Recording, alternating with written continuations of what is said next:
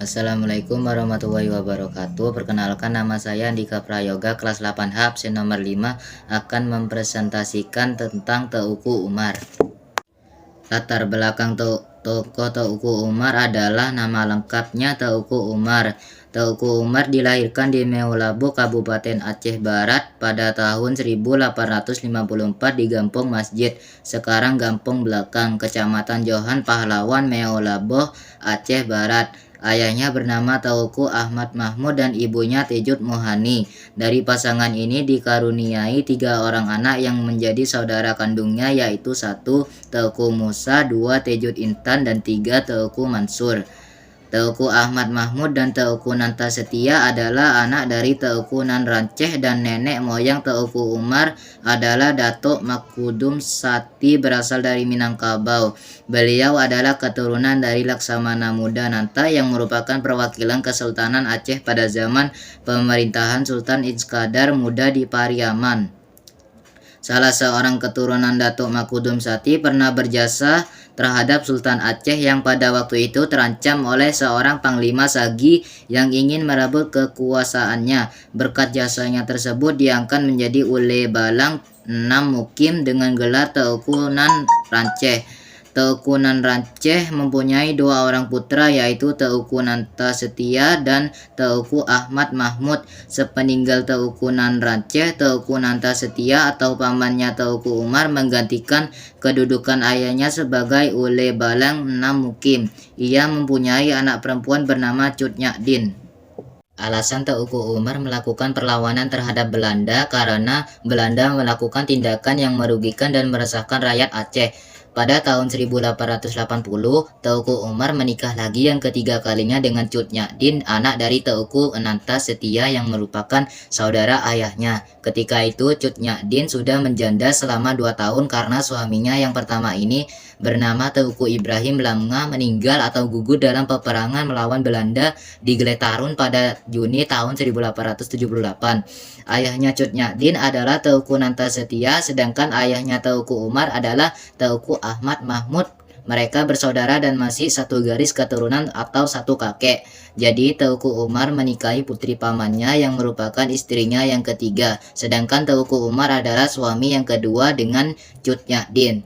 Beberapa sumber menyebutkan bahwa Teuku Umar sudah memanggul senjata dan bertempur melawan Belanda sejak usia 19 tahun. Ketika dimulainya agresi Belanda pertama pada tahun 1873, Teuku Umar seorang yang sangat paham dengan kejiwaan orang Aceh. Beliau mampu menarik pengikutnya dengan sifat dermawan dan riang gembira, dan mampu memperoleh kerjasama mereka dengan mengobarkan perang sabil.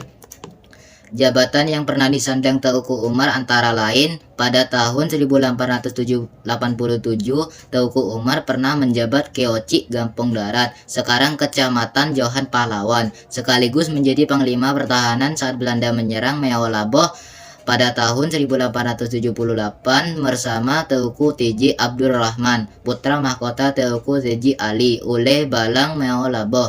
Pada tahun 1889, ia diangkat oleh Sultan Aceh sebagai Laksamana atau Amirul Bahar atau Panglima Laut untuk Aceh bagian barat.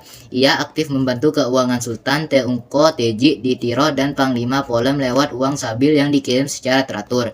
Teuku Umar sempat berdamai dengan Belanda pada tahun 1883. Namun, 1 tahun kemudian perang kembali tersulut di antara keduanya. 9 tahun kemudian, tepatnya pada tahun 1893, Teuku Umar mulai menemukan cara untuk mengalahkan Belanda dari dalam. Ia lantas berpura-pura menjadi antek Belanda. Aksi ini sampai membuat Cut Nyadin marah besar karena bingung dan malu.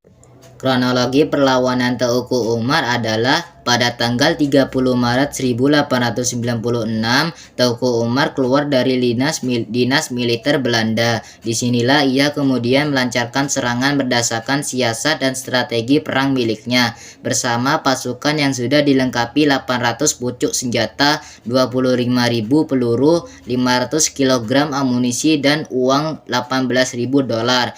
Teuku Umar yang dibantu Teuku Panglima Polem Muhammad Daud dan 400 orang pengikutnya membantai Belanda. Tercatat ada 25 orang tewas dan 190 luka-luka dari pihak Belanda. Gubernur Dyckerhoff sebagai pengganti Gubernur Bantejin yang telah memberi kepercayaan kepada Teuku Umar selama ini merasa sakit hati karena telah dikhianati Teuku Umar. Ia lantas memerintahkan Van Hoots bersama pasukan besarnya untuk menangkap Teuku Umar. Serangan mendadak ke daerah Meolaboh itulah yang merenggut nyawa Teuku Umar.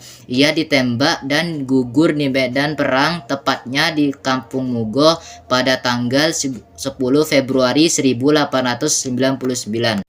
Hasil perlawanan dari Teuku Umar adalah Gubernur Dyckerhoff sebagai pengganti Gubernur Bantejin yang telah memberi kepercayaan kepada Teuku Umar selama ini merasa sakit hati karena telah dikhianati Teuku Umar. Ia lantas memerintahkan Van Hoots bersama pasukan besarnya untuk menangkap Teuku Umar. Serangan mendadak ke daerah Meolaboh itulah yang merenggut nyawa Teuku Umar. Ia ditembak dan gugur di medan perang, tepatnya di Kampung Mugo pada tanggal 10 Februari 1899 dan wafat di Meolaboh pada tanggal 11 Februari 1899.